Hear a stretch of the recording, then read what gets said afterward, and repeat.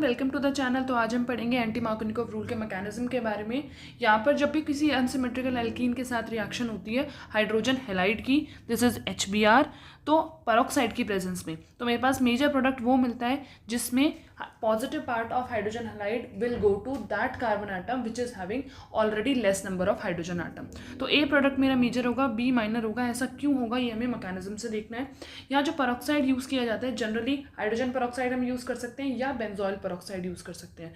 तो यहाँ मैंने बेंजोइल पेरोक्साइड लिया है, C6H5 C double bond O। यहाँ पर ऑक्सीजन की सिंगल बॉन्ड होता है, ये ऑक्सीजन के सिंगल बॉन्ड को, इसी लिंकेज को कहा जाता है पेरोक्साइड लिंकेज। ये लिंकेज बहुत वीक होती है, तो यहीं से रिएक्शन की स्टार्टिंग होती है कि यहाँ पर सबसे पहले ये लिंकेज टूट के और रेडिकल्स बना लेती है। दोनों सेम इलेक्ट्रोनेगेटिविटी के एटम है, तो ये बॉन्ड जब टूटेगा तो इस बॉन्ड के दोनों इलेक्ट्रॉन एक एक ऑक्सीजन एटम लेके चले जाएंगे, और जैसे ही ये बॉन्ड टूटेगा C6H5 C double bond O O C double bond O C6H5, ये बॉन्ड टूटने के बाद मेरे पास दो रेडिकल्स बन जाएंगे, दो radicals C6H5 C double bond O single bond O radical.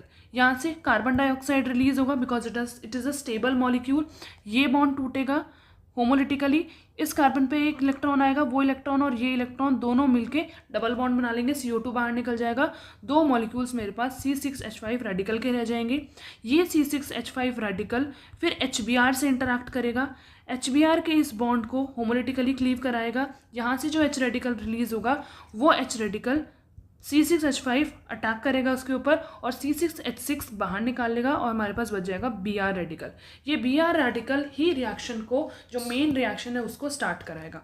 अब जो एल्कीन है CH3CH डबल बॉन्ड CH2, इस एल्कीन के पास इलेक्ट्रॉन डेंसिटी है और Br रेडिकल इलेक्ट्रॉन डेफिशिएंट है, तो ये इलेक्ट्रॉन डेंसिटी इस पर अटैक करेगी। अटैक करने के बाद इस Br रेडिकल को एक ही इलेक्ट्रॉन चाहिए, तो ये बॉन्ड भी होमोलिटिकली टूट जाएगा। होमोलिटिकली टूटने के बाद हमारे पास दो पॉसिबिलिटीज़ हैं, या तो ये बॉन्ड टूटने के बाद इस वाले कार्बन पर रेडिकल आ जाए और इस वाले कार्बन पर Br आ जाए।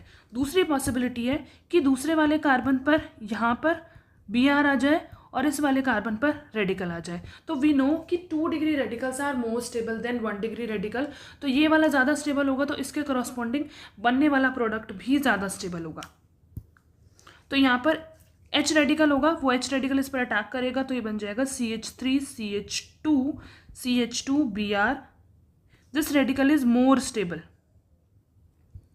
तो इससे बनने वाला product will be major product.